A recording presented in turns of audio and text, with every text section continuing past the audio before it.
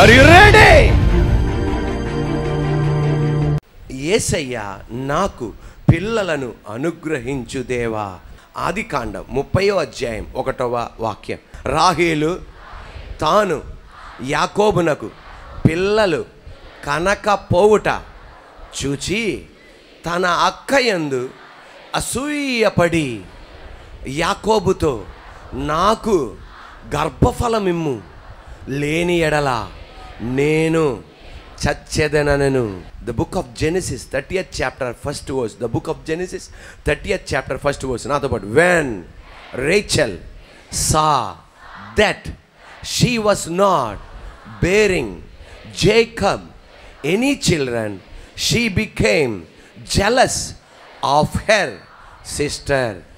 So she said to Jacob, give me children or I will die. నాకు పిల్లలను ఇస్తావా లేకపోతే చచ్చిపోమంటావా? Give me children or let me die. ఆమె అంది, ఒక్క బాబో పాప కాదు, నాకు పిల్లోడు కాదు, పిల్లలను. సింగులర్ కాదు, ప్లూరల్, ఏకవచనం కాదు, బహువచనం. నాకు పిల్లల్ని ఇస్తావా లేకపోతే చచ్చిపోమంటావా? Give me children or let me die. ఎవరు ఈ మాట అంటుంది? ఒక భార్య తన భర్తతో అనే మాట. రాహేలు యాకోబుతో అనే మాట, నాకు బిడ్డల్ని ఇస్తావా లేకపోతే చచ్చిపోమంటావా? ఆ మాట అనడానికి ఉన్న కారణం ఏంటి తెలుసా?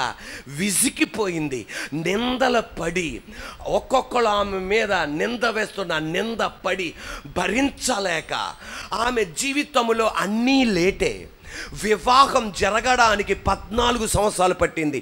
అసలు ఫస్ట్ వివాహం జరగాల్సింది ఆమెకే, కానీ అది వాళ్ళ అక్కకు వెళ్ళిపోయింది. 14 సంవత్సరాలు ఆలస్యమైపోయింది. వివాహమై దాదాపు ఇంకొక 16 సంవత్సరాలు అయింది. టోటల్ 25-26 సంవత్సరాలు వేచి ఉంటుంది. ఆమె బతుకు మొత్తం వేచి ఉండటమే. విసుగు చెంది, నాకు పిల్లల్ని ఇస్తావా లేకపోతే చచ్చిపోమంటావా? ఆమె కోపానికి ఈ యాకోబు కోపం ఇంకా మండిపోయింది. ఏమన్నాడు తెలుసా? దేవునికి ప్రతిగా నేనున్నానా? దేవుని స్థానంలో నేనున్నానా? కీర్తనల గ్రంథం 127:3 వాక్యం చెప్పబడుతుంది. కీర్తన 127:3, కుమారులు యెహోవా అనుగ్రహించు స్వాస్యం, గర్భఫలం ఆయన ఇచ్చు బహుమానం. ఇది నా చేతిలో లేదే. ఒక పొలం నీకు ఇవ్వాలి అన్నా, ఒక బంగారపు నగలు నీకు ఇవ్వాలన్నా, నెక్లెస్ నీకు ఇవ్వాలన్నా, ఆస్తి నీకు ఇవ్వాలన్నా దేవుడు నాకు అనుమతిస్తేనే నేను నీకు ఇవ్వగలను. నువ్వు దాన్ని అనుభవించగలవు, లేకపోతే మనం ఏది పొందుకోలేం. ఈరోజు వాక్యం వింటున్న నీతో నాతో పరిశుద్ధాత్మ దేవుడు చెప్పేది, మనుషుల దగ్గర నుండి మనం అనుకుంటున్నాం కాదు, దేవుడు వాళ్ళ దగ్గర నుండి ఇవ్వడానికి నీకు అనుమతిస్తున్నాడు. ఒకవేళ అనుమతించిన దేవుడు మనకి అనుభవించే భాగ్యం ఇవ్వకపోతే చూస్తావే తప్ప దాన్ని అనుభవించలేవు. ఈరోజు నువ్వు అనుభవించడం మాత్రమే కాదు, చూడటం మాత్రమే కాదు, ఈరోజు నువ్వు అనుభవిస్తున్నావంటే దేవుడు ఇష్టపడ్డాడు నీకు ఇవ్వడానికి. నా మీద పడేడుతావేంటి? దేవుని వైపు నువ్వు చూడు. ఆమె ఏం చేస్తుంది తెలుసా? ఎవరి మీద అసూయపడుతుంది? అక్క మీద అసూయపడుతుంది. ఎవరి మీద? అక్క మీద. రాహేలు తన అక్క పేరేంటి? లేయా. లేయా మీద అసూయపడుతుంది. ఆమెకి పిల్లలు ఉన్నారు, నాకు పిల్లలు లేరు, నా మీద పడతావేంటి వచ్చి? ఈరోజు మన జీవితంలో కూడా ఇదే. ఆయనకు ఉద్యోగం ఉంది, నాకు ఉద్యోగం లేదు. ఆయనకి ఇల్లు ఉంది, నాకు ఇల్లు లేదు. ఆమెకి పిల్లలు ఉన్నారు, నాకు పిల్లలు లేరు. ఆయనకు ఉన్నత స్థానం ఉంది, నాకు ఉన్నత స్థానం లేదు. ఆమె హెచ్చింపబడింది, నేను హెచ్చింపబడలా. దేవుడు అనేది మనుషుల మీద పడి ఏడుస్తావెందుకు? నా వైపు తిరుగు. వెంటనే ఆమె చేసిన పని ఏంటి తెలుసా? అప్పటి వరకు దేవుని వైపు తిరగని ఆమె సౌందర్యముతో, ఆమె బలముతో ఏదో సాధించేద్దాం అనుకున్న ఆమె, బైబిల్ చెప్తుంది, దేవుని వైపు తిరిగింది. నాయనా, నేను నీ వైపు తిరుగుతున్నా, నా నిందను తొలగించాలి. నా భర్త అంటున్నాడు, అది నీ వలనే జరగాలి. నన్ను, నా భర్తను నువ్వు జ్ఞాపకం చేసుకోవాలి.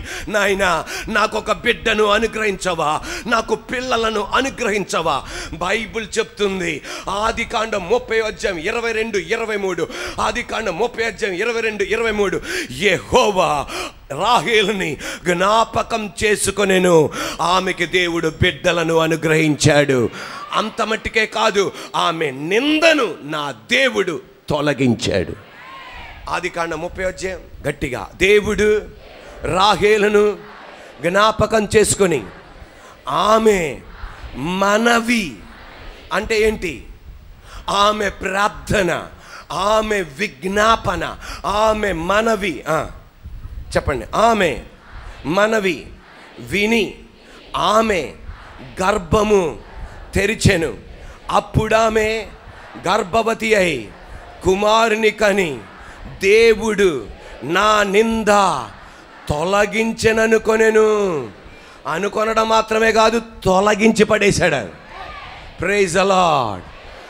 ఈరోజు సర్వశక్తి గల దేవుడు నీతో నాతో మన అందరితో చెప్పేది, మనుషుల మీద పడి ఏడవకు. మనుషులు ఏమీ చేయలేరు, అంతే. దేవుని వైపు తిరుగు. ఈ రోజున నువ్వు ఏమైతే భారం మోస్తున్నావో ఆ భారాన్ని తీయగలిగిన సమర్థుడు ఆయన. నీ భర్త తీయలేడు, నీ భార్య తీయలేదు, నీ దైవజనుడు తీయలేడు. దేవుని వైపు తిరుగు. ఆమె నిందను తొలగించాడు, హన్నా నిందను తొలగించాడు, యోసేపు నిందను తొలగించాడు, కన్యక మరియ నిందను తొలగించాడు, రాహేలు యొక్క నిందను తొలగించాడు.